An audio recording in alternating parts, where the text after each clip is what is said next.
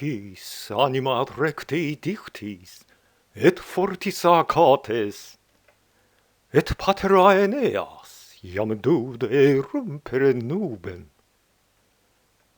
Ardebant, prior, Aenēan compellat Achates. Nate dea, quae nunc animo sententia surgit. Omnia tuta vides, classem sociōsque receptos.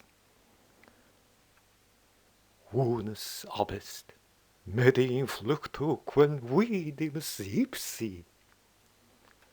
Submersum, dictis respondent cetera matris.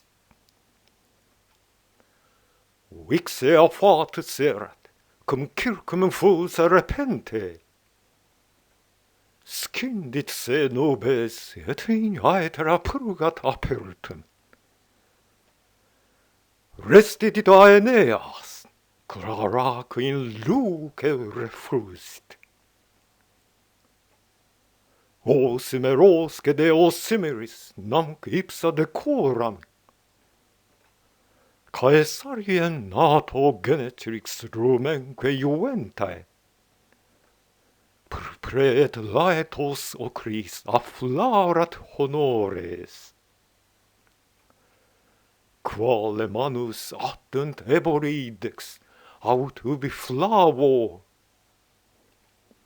Argentum parius vel lapis, circumdatur auro. Tum sic regin allocito, cunctisque repente. Improvisus ait, coram, quem quaeritis assum. Troius Aenēis, libicis ereptus abundis. O sol, infandos Troiae miserata labores, quae nos rericias danavum, terrae marisque.